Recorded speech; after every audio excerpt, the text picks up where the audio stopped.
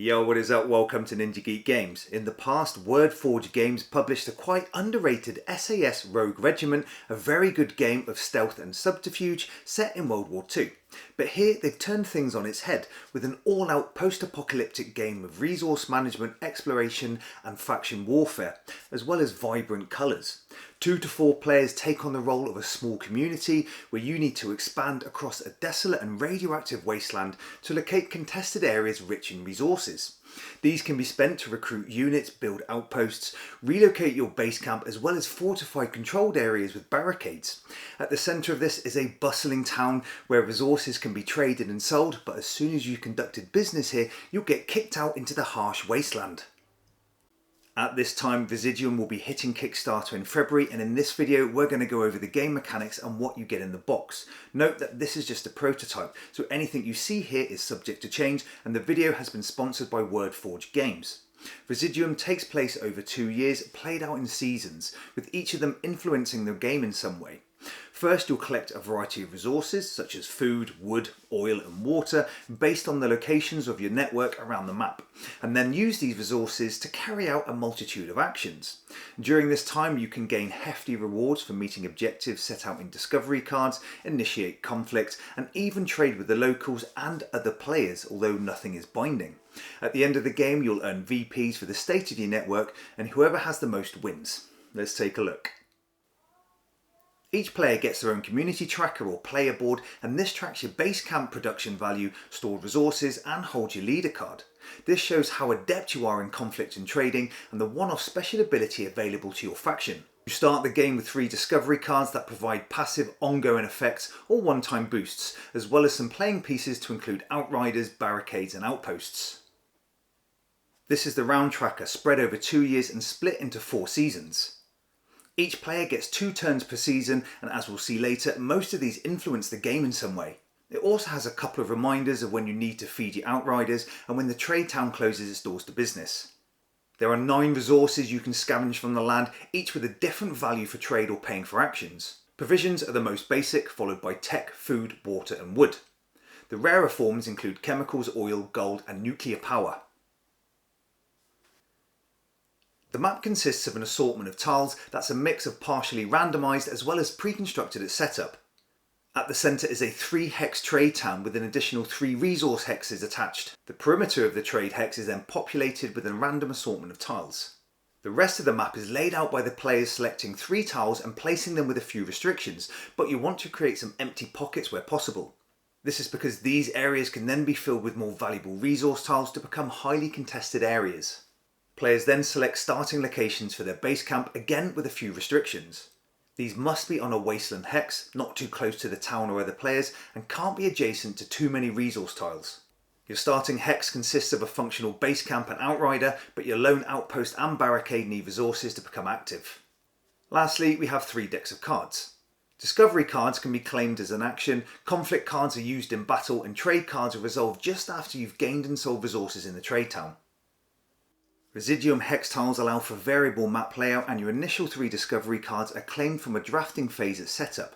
Here each player draws 3 cards, selects one and then returns the remaining cards to the top and bottom of the draw deck. This continues until each player has a hand of 3. On your turn you have 2 phases. First you claim resources based on the locations of your base camp, outposts and outriders, and then spend these to carry out actions. What you'll notice here is that resources have different values for this cost.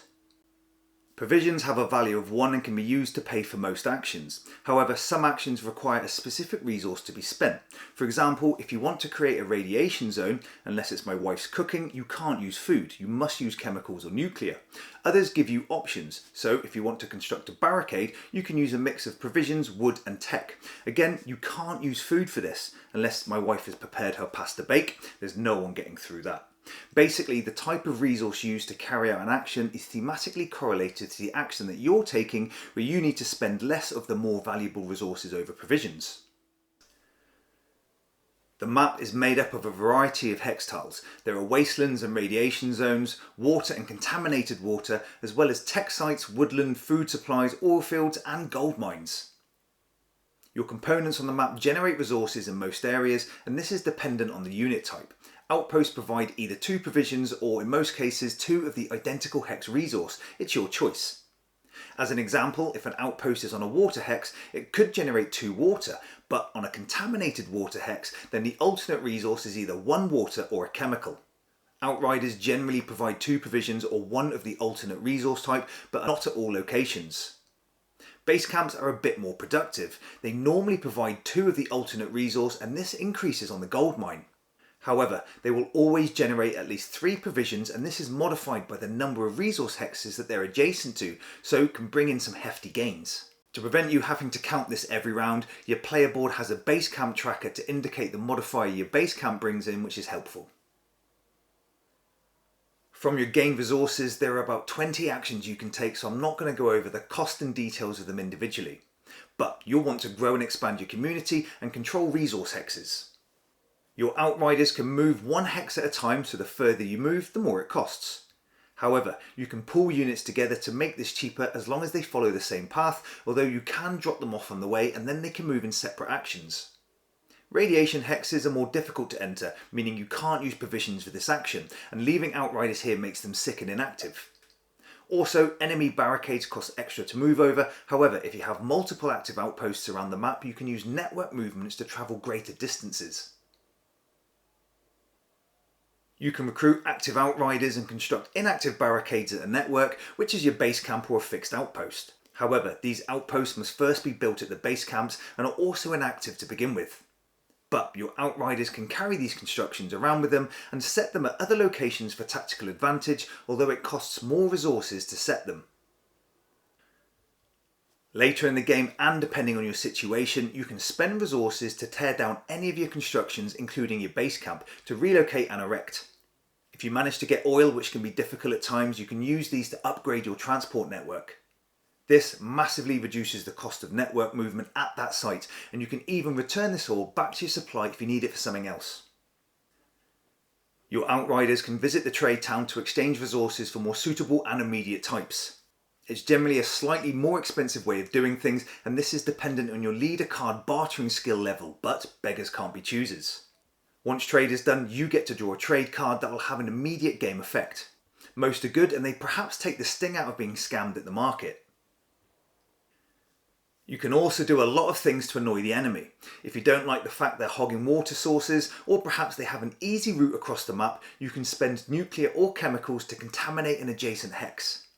Here you switch the map tiles to a radiation type, but note if you use the nuclear resource, your Outriders get sick and become inactive until you can pay to heal them again. You could build barricades at locations just to force the opponent to take another route, or to spend more resources to cross them, and failing that, you can enter their territory. You can do this to trade resources as you both see fit, or promise a trade and attack instead. Combat is quick and simple. You draw 2 or 3 conflict cards depending on your leader's strategy level and choose one to use as your strength value. Currently, this is a deck of 15 cards of value 1 to 4, where there are only 2 4s. Also, before selection, 2 random cards are removed unseen. Both players add the number of Outriders and outposts to the strength value, and the defender gets a bonus for any active barricades, where the base camp has a whopping strength of 6. But as oil fields can be sought after and dangerous places, the attacker gets a bonus for invading here. Before revealing conflict cards, factions can add tech resources to boost strength, or chemicals to reveal 1 extra conflict card. Also, if you're feeling particularly spicy, add some nuclear. If the attacker loses, they just retreat. But if they win, defending Outriders become injured and run away, and outposts become inactive that you can take over later. Also, you get to rob them of resources, but do have to make a tactical withdrawal. Here, the winning Outriders must move 2 hexes free of charge. It's kind of like a hit and run. But if you have available resources and can get back to the conflict location before an opponent does, you can take over an inactive outpost of another player if you are carrying one of your own. If you're holding nuclear power, you can weaponize it, but it has a cost. First, the Outrider carrying this resource is kind of shunned by the community and even the trade town. They can't use network movement and have an upkeep of 1 tech per round or it detonates. The weapon can also be detonated at the start of combat that immediately obliterates the area of conflict. In this area, all components are removed from the map and the tile becomes radioactive, and even adjacent pieces become out of action. Resources can be spent to draw more discovery cards or meet the requirements of them. Doing so provides immediate benefits or ongoing passive abilities like generating specific resources each round. These are quite costly but hugely beneficial, especially if played close to the start of the game. Once everyone has taken a turn, the round tracker moves forward one spot, and with each season you get 2 turns. At the end of a year, you must be able to feed your outriders with provisions or food, or they become inactive and you may lose control of areas. From summer to winter, these seasons affect the game rounds. In the summer, water has a higher trade value in the trade town. During autumn, outposts can only produce provisions in woodland areas, and in winter, water sources can only produce provisions, but food has a higher value in the trade town. The town closes its doors at turn 14 so no one can enter, and once the tracker reaches the last winter space, the game is over. At the end of the last winter, the game ends and players claim VPs for active pieces on the map, completed discovery cards and the volume of resources that they own. Now, as this is a sponsored video, I'm not going to give my thoughts on the game or mechanics, but only mention areas that you may like. There's variability in map layout, fairly quick setup time and simple combat. Leaders also get once a game abilities and are quite powerful, such as turning a loss in conflict to a draw. 3 of the seasons alter resource production and value, where spring is the only one you don't have to worry about, but you have to keep spare provisions and food to feed your outriders every year. For 2 players, the game took about 90 minutes, over 2 hours for the higher player counts, and downtime wasn't too bad. There are about 20 actions you can take, and remembering which resources can be spent or the options you have for these can be difficult at first, but the nature of the resource is specific to the action, so thematically it makes sense. Anytime you build an outpost or barricade, it begins inactive. You have to carry them around, pay again to set them up in other areas. If you decide to move them again, you have to pay to tear them down and rebuild.